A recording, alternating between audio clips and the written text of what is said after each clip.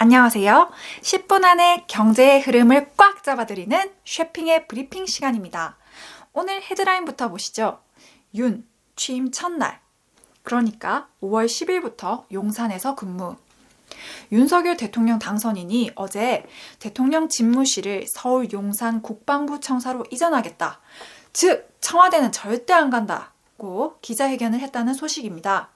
대통령실을 이전한 후에 청와대는 국민들에게 공원으로 개방할 방침이라고 합니다. 정치권에서는 대통령과 참모, 국민들 간의 소통이 원활해질 것이라는 기대와 함께 이전 비용을 어떻게 계산할 것인지, 또 그 비용은 어떻게 충당할 것인지, 옮기는 동안 국가 안보에 공백이 생기진 않을지, 또 국민들의 공감을 어떻게 이끌어낼지 이런 문제가 지적되고 있다고 합니다. 다음으로 정부 소상공인 지원 위에 기존 예산 구조조정 착수. 정부에서 소상공인 지원을 위한 기존 예산을 구조조정하는 것이 불가피한 상황이라고 합니다. 현재 국가 채무가 많이 늘어난 상황이에요. 우리나라가 돈이 없죠. 또 문재인 대통령의 정책과 윤석열 대통령 당선인의 공약 사이에 차이가 있기도 하면서 한국판 뉴딜 사업을 축소하는 것이 불가피하다고 합니다. 정부에 똑똑하신 분들이 많으니까 계산 잘 하시고 저동도 잘 하시길 바랍니다. 개인, 코스피 주식보다 ETF 더 샀다. 세 번째로 최근 6개월간 개인 투자자가 보통 주식보다 ETF를 더 많이 샀다고 합니다. 뭔 소리야? ETF는 어떤 회사의 주식이 아니라 코스피 같은 시장 지수의 수익률을 쫓아가는 인덱스 펀드예요. 제가 ETF만 따로 영상 만들어서 한번 설명해 드릴게요. 아무튼 ETF는 투자의 대가 워렌 버핏 들어보셨죠?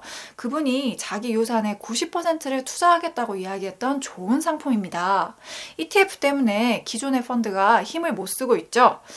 이것은 많은 투자자들이 똑똑해졌다라는 뜻으로 받아들일 수 있을 것 같습니다. 마지막으로 150조 실버 산업 잡아라. 롯데, 마곡의 시니어 타운. 롯데그룹이 실버 산업을 미래 먹거리로 낙점했대요. 그래서 본격적으로 뛰어들었다고 합니다. 서울 마곡에 5성급 실버타운을 짓겠다고 하는데요. 신동빈 롯데 회장은 실버케어를 롯데가 가장 잘할 수 있는 일이라며 전 계열사에 총동원령을 내렸다고 합니다. 하기야 롯데가 건설에 호텔, 쇼핑, 식품 유통까지 다 하고 있으니 실버케어 잘할 것 같네요. 신동빈 회장님, 형님이랑 싸움도 잘하시고 그룹 경영도 열심히 하시는 것 같습니다. 대기업이 뛰어든다는 것은 그만큼 수요가 있다는 것이니까 우리나라가 많이 늙어가는구나 걱정스러운 마음도 있고, 노년이 될수록 빈부격차가 커지는 것 같아서 마음 한켠이 쓸쓸해지기도 합니다. 다음 장 넘겨보겠습니다. 경제면의 헤드라인 보여드릴게요. 윤 정부 NDC 40% 유지 가닥, 원전 중심으로 재편. NDC가 뭐냐면 2030년 국가 온실가스 감축 목표인데요. National Defense Contribution의 약자예요. 문재인 정부의 NDC 목표가 전교 1등처럼 아주 높은 목표여서 윤석열 당선인이 그 목표가 너무 높으니까 처음에는 목표를 낮추려고 했어요. 그런데 이게 국제적인 약속이다 보니까 못하겠다! 이렇게 입 닦을 수가 없는 거죠. 그래서 목표는 유지하기로 했습니다. 그럼 달성할 방법은? 원전뿐이겠죠. 하루빨리 중단된 원전을 재가동해서 원자력 발전 비중을 30%대로 유지한다고 합니다. 먼저 신한울 3, 4호기 건설을 재개하고 현재 가동 중인 원전도 더 오래 쓰려고 수명 연장을 추진할 것입니다. 제가 신한울 3, 4호기가 어디 있는지 찾아보니까 경북 울진군 죽변리더라고요. 자, 떠나자. 동해. 잠깐 왜 이러지? 자, 정신 차리고. 원전 재개해서 다행입니다. 천만 다행이에요. 자, 다음 헤드라인. 당국 총량 관리 안 한다. 대출 빙하기 풀리나. 금융당국이 가계대출 총량 규제를 해서 대출을 꽁꽁 묶었는데 대출 수요가 확 주니까 총량 관리를 할 필요가 없어졌다고 합니다. 자, 은행이 뭐 하는 곳이죠? 대출 내주고 이자 받는 곳이죠. 장사꾼들이에요. 은행에서 벌써 자기들 영업 실적이 떨어질까봐 대출 한도를 높여주고 금리 인하에 나서고 있다고 하는데요. 이건 새 정부에서 어떻게 정책에 반영할지 좀 더 지켜봐야겠습니다. 갑자기 대출을 풀면 지금 우리나라에 빚이 많은데 기껏 잠재운 가계부채를 다시 부채질할 수도 있으니까 신중해야 되는 거죠. 다음, 환율 오버슈팅 끝났나? 조만간 1200원 선 깨질 것. 우크라이나의 전쟁이 발발하면서 환율이 1192원에서 1242원까지 치솟았는데 차츰 가라앉고 있다는 소식입니다. 전문가들은 앞으로 환율이 점차 내려갈 것으로 예상한답니다. 저도 엊그제 지인분이 달러 팔까? 하시길래 제가 팔지 말라고 했어요. 전문가들은 최근의 환율을 오버슈팅으로 해석한대요. 오버슈팅이 뭐냐면 다른 말로 단기 급등인데 평소 흐름에서 벗어나서 잠깐 정신 잃고 뛰어오르는 걸 말해요. 흐름에서 벗어난 거죠.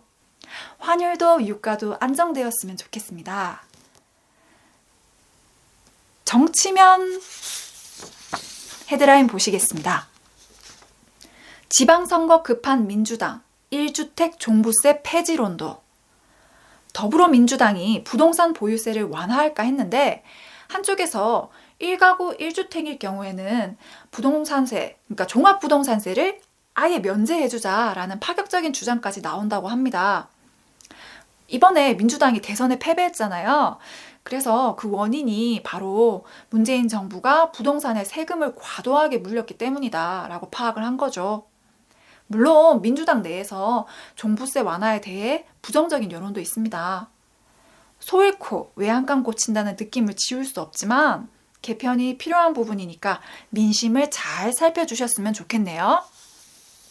국제면 보겠습니다. 우크라 쇼크, 유럽이 미국보다 2배 더 크다. 경제는 평화를 사랑합니다. 전쟁 때문에 투자가 심리적으로 위축된다다가 무역이 원활하지 않게 되면 국제적인 파장이 엄청나죠.